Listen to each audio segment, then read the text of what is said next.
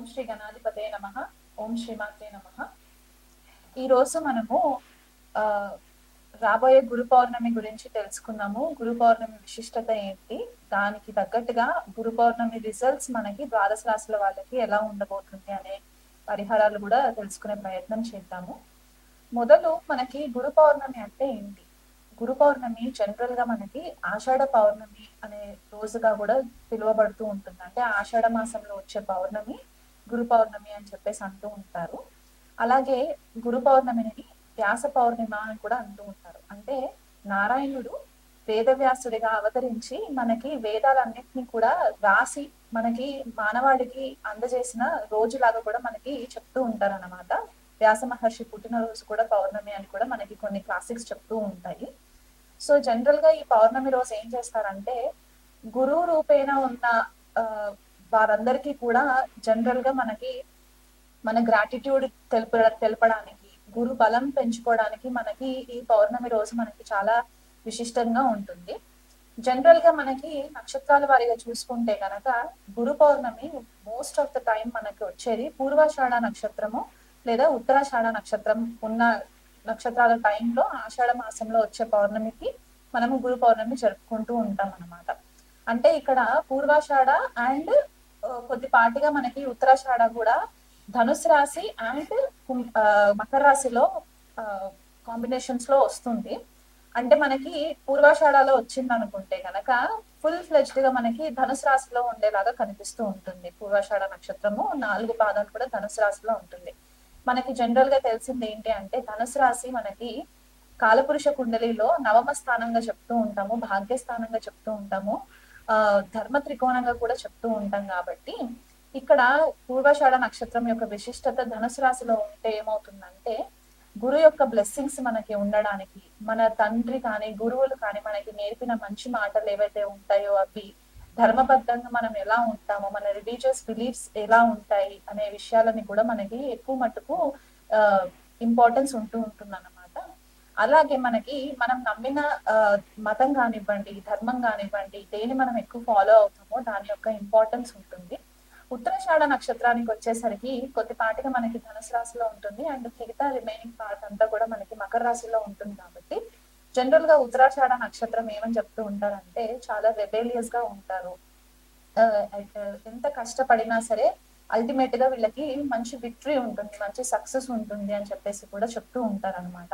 So ఇక్కడ పూర్వాషాఢ నక్షత్రము ఉత్తరాషాఢ నక్షత్రము ఇంపార్టెన్స్ ఏంటి అంటే, ఏదైనా పని మనం మొదలు పెట్టుకుంటే గురు రూపేణ వచ్చే బ్లెస్సింగ్స్ వల్ల మనకి ఎలాంటి పనులైనా సరే అడ్డంకులు ఉన్నా, లేకపోతే ఎంత తీవ్రంగా కష్టపడుతూ ఉన్నా విక్టరీ రావట్లేదు అంటే కనుక ఈ నక్షత్రాలలో మనకి సక్సెస్ అనేది కనిపించడానికి చాలా ఆస్కారం ఉంటుంది. ఎవరైనా ఈ రోజు ఏదైనా పని మొదలు పెట్టుకుని అది విజయవంతంగా పూర్తి చేయాలనుకున్న వాళ్ళు ఉంటే కనుక గురు పౌర్ణమి రోజు మొదలు పెట్టుకున్నా కూడా మీకు మంచి సక్సెస్ ఉండడానికి ఆస్కారం ఉంటుంది అనమాట. సో జనరల్ గా ఇది మనకి మిథున ధనుసు రాశి యాక్సెస్ లో పడుతుంది, లేదా కొన్ని సార్లు కర్కాటక మకర రాశి యాక్సెస్ లో పడుతుంది. అందువల్ల అంటే ఎలాగైతే చెప్పానో పూర్వాషాఢ ఉత్తరాషాఢ నక్షత్రాలు మనకి ధనస్సు మకర రాశిలో ఉంటుంది. కాబట్టి ధనుసు రాశికి వచ్చేసరికి గురువు రూల్ చేస్తూ ఉంటారు. కాబట్టి గురువు యొక్క విశిష్టతని ఇంపార్టెన్స్ కూడా మనకి ఈ గురు పౌర్ణమి రోజు కనిపించే ఛాన్సెస్ ఉంటాయి. గురువు ఎలాగైతే మనకి మార్గదర్శకంగా ఉంటారో, మనలోని వెలుగు బయటికి తీసుకురావడానికి, చీకటిని తరిమేసి వెలుగుని బయటికి తీసుకురావడానికి ఎలాగైతే హెల్ప్ చేస్తూ ఉంటారో, మన నాలెడ్జ్ మన విజ్డమ్ ని ఇంకా ఎన్హాన్స్ చేయడానికి హెల్ప్ అవుతుందో, అదే రకంగా ఒకవేళ మకర రాశిలో ఉన్న ఉత్తరాషాఢలో కనుక గురు పౌర్ణమి కనుక వస్తే, శని కూడా మనకి ఒక రకంగా ఒక స్ట్రిక్ట్ టీచర్ గా, ఒక డిసిప్లిన్డ్ పద్ధతిలో మనకి మంచి మాటలు, మంచి విషయాలు, సద్మార్గంలో ఉండడానికి, న్యాయబద్ధంగా ఉండడానికి ఎలాగైతే మనకి డైరెక్షన్ చూపిస్తూ ఉంటారో, ఈ 2 నక్షత్రాల ఇంపార్టెన్స్ మనకి కనిపిస్తూ ఉంటుంది అనమాట. సో ఈ సంవత్సరం వచ్చే గురు పౌర్ణమి మాత్రము నిండు పౌర్ణమి జూలై 10వ తారీఖున ఉంటుంది. ఆ రోజు పూర్వాషాఢ నక్షత్రం ఉండడం కూడా మనకి ఇక్కడ ధనుసు రాశి యొక్క ఇంపార్టెన్స్ మనకి కనిపిస్తూ ఉంటుంది. అలాగైతే మనకి జనరల్ గా చాలా మందికి ఎవరిని పడితే వాళ్ళని గురువు రూపేణ కూడా ఇంపార్టెన్స్ ఇస్తూ ఉంటాం. కానీ అసలు మనకి గురువులు ఎంతమంది, ఎన్ని రకాల గురువులు ఉంటారు అని కూడా మనం తెలుసుకోవాలి. గురువులు మనకి 8 రకాల గురువులు ఉంటారన్నమాట. వాళ్ళు ఎలా అంటే వేద గురు, బోధ గురు, నిషిద్ధ గురు, కారణ గురు, వికిట గురు, మళ్ళీ మనకి నిషిద్ధ గురువు, ఇలా మనకి 8 రకాల గురువులు ఉంటారు. కాకపోతే మనకి దీంట్లో హైయెస్ట్ ఇంపార్టెన్స్ వచ్చే గురువు ఎవరు అంటే కారణ గురువు అవుతారు అనమాట. ఈ కారణ గురువు ఎవరు అంటే మన ఆత్మని హయ్యర్ కాన్షియస్ తో కనెక్ట్ చేయడానికి, మనకి స్పిరిచువల్ గా ఎదగడానికి హెల్ప్ చేసే గురువు అవుతారు అనమాట. ఈ గురువులు మనకి ఈ జన్మలో తారసపడతారా, లేకపోతే అసలు ఈ జన్మకి ఉంటారా, మనకి దొరుకుతారా అనే ఒక కన్ఫ్యూజన్ కూడా చాలా మందికి ఉంటూ ఉంటుంది. అంటే కొంతమందికి ఎన్ని గురువులని కలిసినా కూడా వాళ్ళకి సాటిస్ఫాక్షన్ ఉండదు. ఆ గురువులు మనకి నిజమైన గురువులు ఉంటారా, లేకపోతే కొన్నిసార్లు ఏమవుతుందంటే డిస్సాటిస్ఫాక్షన్ వచ్చేస్తుంది. వీళ్ళని ఫాలో అవుతున్నాం కానీ మనకి ఏం పనులు జరగట్లేదు అని కూడా అనుకుంటూ ఉంటాం కదా. సో ఇలా గురువు దొరకకపోవడానికి రీజన్స్ ఏముంటాయంటే మన జన్మ జాతకంలో గురు గ్రహం గనక మనకి కొద్దిపాటిగా డిస్టర్బ్ అయినప్పుడు మనకి ప్రాపర్ గురువు దొరకకుండా ఉండడానికి కూడా ఛాన్సెస్ ఉంటాయి. సో మనకి గురువు ఎలాంటి వాళ్ళు దొరుకుతారు ఏంటి అనేది మనము ద్వాదశ రాశుల వాళ్ళకి ఎలా ఉండబోతుందో మనం తెలుసుకుందాం.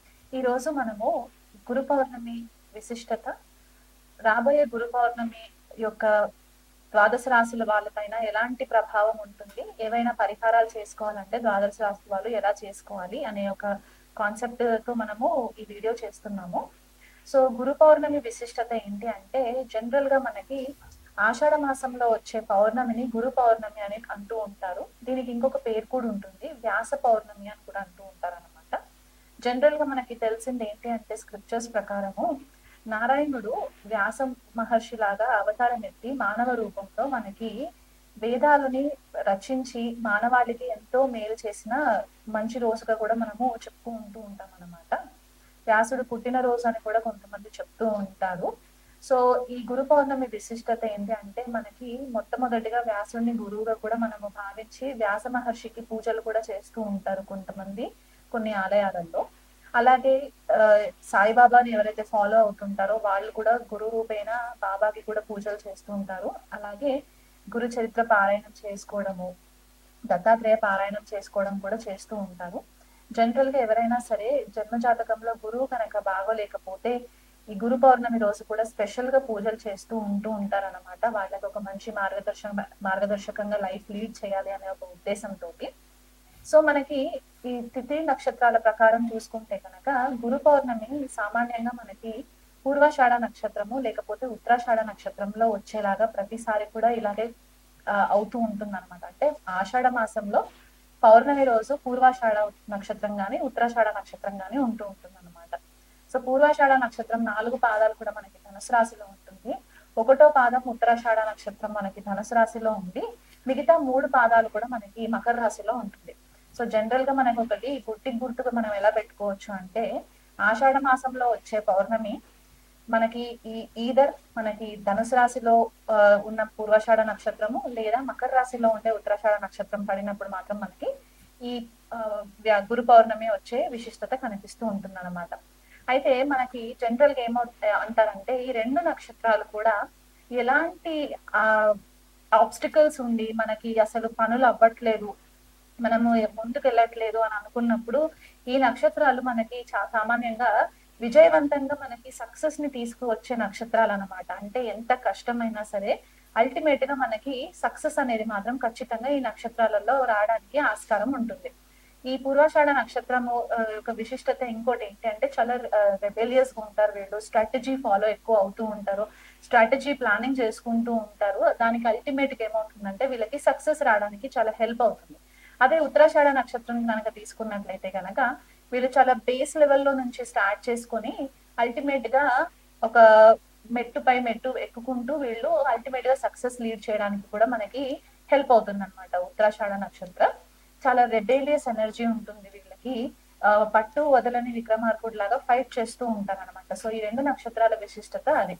అలా కాకుండా మనకి ధనుసు రాశి మనకి ఇంపార్టెన్స్ ఇక్కడ ఏమవుతుందంటే కాలపురుష కుండలిలో మనకి నవమ స్థానము లేదా భాగ్యస్థానం అని చెప్తూ ఉంటాము. అండ్ గురు బృహస్పతి రూల్ చేసే ఒక రాశి లాగా కూడా చెప్తూ ఉంటాం అనమాట ధనుసు రాశి. సో ఇక్కడ మనకి మెయిన్ గా టీచింగ్స్ ఏం కనిపిస్తాయంటే గురు యొక్క ఆశీర్వాదము లేదా తండ్రి యొక్క ఆశీర్వాదము, గురువు కానీ తండ్రి కానీ వాళ్ళు మనకి ఒక మార్గదర్శకమైన బాటలో మనకి నడిపించడానికి వాళ్ళు నేర్పే మంచి మాటలు, మన ధర్మానికి సంబంధించి మతానికి సంబంధించి ఏవైతే మనకి నైతిక విలువలు ఉంటాయో అవన్నీ కూడా మనకి ధనుసు రాశి నుంచి కనిపిస్తాయి ఉంటాయి అన్నమాట. అలా కాకుండా ట్రెడిషనల్ గా అంటే ఒక పద్ధతి ప్రకారంగా ట్రెడిషనల్ వాల్యూస్ ఏవైతే మనకి ఉంటూ ఉంటాయో అవి, స్క్రిప్చర్స్ మనకి క్లాసికల్ స్క్రిప్చర్స్ ఏవైతే ఉంటాయో, శాస్త్రాలు ఏవైతే ఉంటాయో, లేకపోతే హయ్యర్ లెర్నింగ్ మనం ఏదైతే ఇంకెక్కువ స్థాయిలో చదువుకోవాలి, మన జ్ఞానం అర్జితం చేసుకోవాలనుకునే వాళ్ళు ఎవరైతే ఉంటారో ఇదంతా కూడా మనకి ధనుసు రాశిలో నుంచి ఎక్కువ మట్టుకు మనకి కనిపించే ఛాన్సెస్ ఉంటాయి అన్నమాట. అదే మకర రాశి ఉత్తరాషాఢ నక్షత్రం అని చెప్పేసి అనుకున్నాం కదా, అక్కడికి వచ్చేసరికి ఏమవుతుందంటే శని రూల్ చేస్తారు మకర రాశిని. సో ఇక్కడ ఏమవుతుందంటే చాలా స్ట్రాటజిక్ గా, చాలా ఓర్పుతో, డిసిప్లిన్ తో మనకి ఈ ఒక్కొక్క స్టెప్ వేసుకుంటూ వెళ్ళడానికి ఉంటుంది. ఇప్పుడు ఇక్కడ ధనుసు రాశికి వస్తే మనకి ధర్మబద్ధంగా ఎలాగైతే ఉంటామో, మకర రాశికి వచ్చేసరికి న్యాయబద్ధంగా మనము లైఫ్ లీడ్ చేయడానికి, సక్సెస్ ఓరియంటెడ్ గా ఉండడానికి, మనకి ఎథికల్ మారల్ వాల్యూస్ ఉండడానికి కూడా మనకి చాలా మట్టుకు ఈ నక్షత్రాలు హెల్ప్ చేస్తాయి. సో గురు పౌర్ణమి రోజు మనకి ఈ విశిష్టత ఉంది కాబట్టి ఎవరైనా సరే మీ లైఫ్ లో మీకు గురువులు తారసపడట్లేదు, లేకపోతే మీకు ఒక లైఫ్ లో డైరెక్షన్ లేదు అని అనుకున్న వాళ్ళు ఎవరైనా ఉంటే గనక ఈ ద్వాదశ రాశుల్లో మీకు గురువు బ్లెస్సింగ్స్ రావాలని చెప్పేసేసి మీరు దగ్గరలో ఉన్న ఏవైనా టెంపుల్స్ కి వెళ్ళి మీరు పరిహారాలు చేసుకోవడానికి కూడా మీకు హెల్ప్ అవుతుంది. అలా కాకుండా మనకి జనరల్ గా గురువు 8 రకాలుగా చెప్తూ ఉంటారు. అంటే మనకి 8 రకాల గురువులు ఉంటారు అన్నమాట. సో వాళ్ళని ఏమంటారు అనేది కూడా మనం తెలుసుకుందాం. మనకి బోధ గురువు, వేద గురువు, నిషిద్ధ గురువు, కామ్య గురువు, వాచక గురువు, సూచక గురువు, విహిత గురువు, కారణ గురువు, నిషిద్ధ గురువు, ఇలా మనకి 8 మంది గురువులు ఉంటారు అనమాట. అంటే ఒక్కొక్క లెవెల్లో ఒక్కొక్క గురువు యొక్క ఇంపార్టెన్స్ మన లైఫ్ లో వస్తూ ఉంటుంది. సో ఈ 8 రకాల గురువులలో మెయిన్ గా మనకి అల్టిమేట్ రిజల్ట్ వచ్చే గురువు ఎవరు ఇస్తారు అని అంటే కారణ గురువు ఇస్తారు అనమాట. ఎందుకు కారణ గురువు ఇస్తారు అని అంటే మనం ఈ జన్మ ఎందుకు ఎత్తాము, ఈ జన్మలో మనం ఏవైనా మంచి పనులు చేసిన తర్వాత మన ఆత్మ యొక్క హయ్యర్ కాన్షియస్నెస్ చైతన్యం ఎంతవరకు వెళ్తుంది, మన స్పిరిచువల్ పర్పస్ ఏంటి, మన ఆత్మ యొక్క పర్పస్ ఏంటి అనే ఒక జ్ఞానాన్ని మనకి అర్జితం చేయడానికి మనకి కారణ గురువు చాలా ఇంపార్టెంట్ అయిపోతారు అనమాట. మిగతా గురువులు అందరూ కూడా మనకి పుట్టినప్పటి నుంచి ఒక్కొక్క స్టెప్ మనకి ఎదుగుతున్న కొద్దికి మనకి హెల్ప్ అవుతూ ఉంటుంది. కాకపోతే అందరి లైఫ్ లో మనకి ఫస్ట్ ఇంపార్టెంట్ గురువు మనకి తల్లి అవుతుంది కాబట్టి మదర్ మనకి ఫస్ట్ గురువు అవుతారు, తర్వాత తండ్రి సెకండ్ గురువు అవుతారు, తర్వాత మనకు వచ్చే స్కూల్లో టీచర్స్ అవ్వచ్చు, మన మెంటర్స్ అవ్వచ్చు, కాలేజ్కి వెళ్ళిన తర్వాత మన లెక్చరర్స్, ప్రొఫెసర్స్ ఎవరైతే ఉంటారో వాళ్ళు గురువులు వస్తూ ఉంటారో, ఆధ్యాత్మిక మార్గంలో ఉండే గురువులు వేరే రకంగా ఉంటారు. కాబట్టి ఈ గురువు రూపేణ మనకి అందరి నుంచి మనకి ఏవైనా మంచి మాటలు నేర్చుకోవడానికి, మనలో ఉన్న చీకటిని తొలగించి లైఫ్ ని ఒక వెలుగులోకి తీసుకెళ్లడానికి గురువు యొక్క ప్రాముఖ్యత చాలా ఇంపార్టెంట్ ఉంటుంది. కాబట్టి ఈ గురు పౌర్ణమి విశిష్టతని బట్టి ద్వాదశ రాశుల వాళ్ళకి ఎలాంటి పరిహారాలు చేసుకుంటే బాగుంటుందో ఈ వీడియోలో చెప్తాను.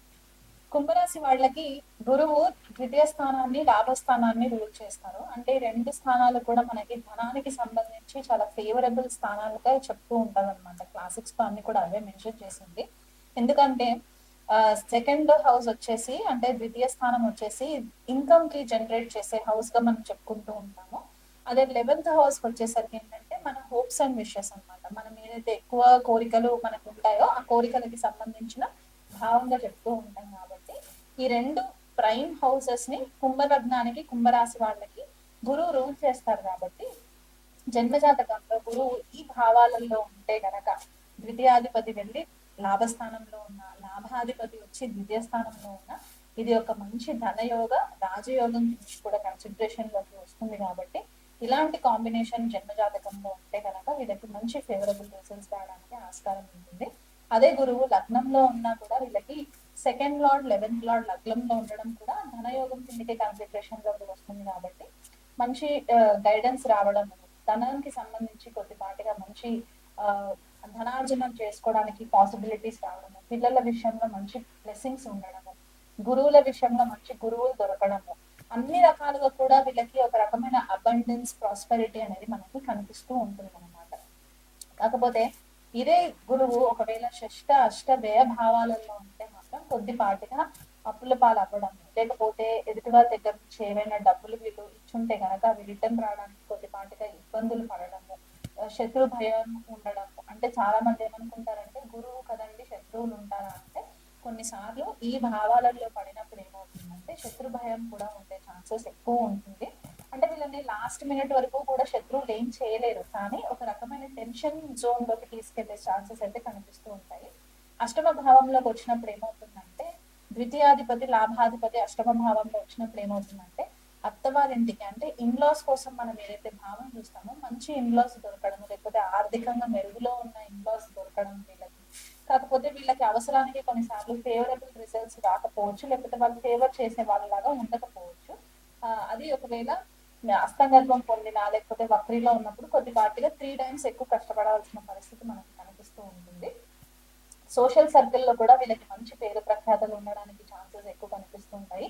సప్తమ భావంలో కనుక గురువు ఉంటే కనుక భాగ్యస్వామి దగ్గర నుంచి వీళ్ళకి మంచి ప్రోత్సాహకంగా ఉండే రిజల్ట్స్ కనిపిస్తాయి. కాకపోతే ఇక్కడ ఒక లీడర్షిప్ లాంటి క్వాలిటీస్ ఎక్కువ కనిపిస్తుంటాయి అన్నమాట భాగస్వామి విషయంలో. అంటే వీళ్ళు ఒకవేళ ఇంట్లో ఉండే హౌస్ వైఫ్స్ అయినా సరే, కుంభరాశి వాళ్ళకి సప్తమ భావంలో గురువు ఉన్నా సరే, వీళ్ళు ఇంట్లో కూడా ఒక లీడర్ లాగా ఉండి వాళ్ళకి ఇంటికి సంబంధించిన విషయాలలో చాలా కేర్ఫుల్ గా అసిస్టెన్స్ ఇస్తూ ఉండడము, గైడెన్స్ ఇస్తూ ఉండడము, భార్యాభర్తల మధ్యలో ఒకరికొకరు హెల్ప్ చేసుకుంటూ ఉండడం అనేది కూడా మనకి కనిపిస్తూ ఉంటుంది. సో ఓవరాల్ గా జన్మ జాతకంలో కనుక ఒకవేళ మళ్ళీ వ్యయ భావంలో ఉన్నప్పుడు ఏమవుతుందంటే నీచులు ఉంటారు గురువు, కాబట్టి అక్కడ కొద్దిపాటిగా డిస్టర్బెన్సెస్ రావడము, లేదా ఉద్యోగరీత్యా వీళ్ళు బయట దేశాలకు వెళ్ళి పని చేసుకోవడము, బయట ఫారెన్ కంట్రీస్ నుంచి వచ్చే ఫారెన్ ఎక్స్చేంజ్ కరెన్సీలో వీళ్ళకి డబ్బులు రావడము, ఇలాంటివి జరిగే ఛాన్సెస్ ఉంటాయి అన్నమాట కుంభరాశి వాళ్ళకి. ఇంకా బెటర్ రిజల్ట్స్ రావాలి కుంభరాశి వాళ్ళకి అనుకుంటే కనుక గురు పౌర్ణమి రోజు దగ్గరలో ఉన్న గురుకి సంబంధించిన ఆలయంలో కనుక మీరు అభిషేకం కానీ చేయించుకోవడము, లేకపోతే మీ పేరు పైన అర్చన చేయించుకోవడము, మీకు నచ్చిన ఇష్ట దేవతని గురు రూపంగా మీరు భావించి కూడా మీరు ఆ ఇష్ట దేవత యొక్క మంత్రాన్ని కనుక మీరు రెగ్యులర్ గా చాంటింగ్ చేసినట్లయితే కూడా మీకు మంచి రిజల్ట్స్ వస్తాయి. అనులోమ్ విలోమ్ ప్రాణాయామ చేసుకున్నట్లయితే కనుక మీకు నేసిల్ కి సంబంధించి ఏమైనా ఇన్ఫెక్షన్స్ ఉన్నా కూడా క్లియర్ అయ్యి మీకు కొద్దిపాటిగా చక్ర బ్యాలెన్సింగ్ అవ్వడానికి హెల్ప్ అయ్యి మంచి గైడెన్స్ రావడానికి ఉంటుంది. వీలైతే ఒక పెరడు ఉంటే గనక ఇంట్లో, లేదా ఎక్కడైనా మీకు ఎన్జిఓస్ కి సంబంధించి కమ్యూనిటీస్ ఉంటే కనుక అక్కడ అరటి చెట్టుకి సంబంధించి చారిటీ అంటే అరటికి మొక్కలు తీసుకెళ్లి వాళ్ళకి ఇచ్చి వాళ్ళ చేత మీరు నాటించినట్లయితే కూడా మీకు మంచి ఫేవరబుల్ రిజల్ట్స్ వస్తాయి. ఎక్కడైనా టెంపుల్స్ లో గనక చారిటీ చేయడానికి కొద్దిగా ఇంట్రెస్ట్ చూపిస్తూ ఉంటే గనక మీకు ఎంతైతే డబ్బు బయటికి వెళ్తున్నా కొద్దికి మీకు మళ్ళీ అదే స్థాయిలో మీకు ఇన్కమ్ జనరేట్ అవ్వడానికి కూడా మీకు మంచి గైడెన్స్ దొరకడానికి హెల్ప్ అవుతుంది. గురువుల పట్ల కొద్దిపాటిగా రెస్పెక్ట్ వహిస్తూ ఉండండి, వాళ్ళకి మంచి గైడెన్స్ తీసుకోండి వాళ్ళ దగ్గర నుంచి, మీకు అన్ని విధాలుగా బాగుంటుంది.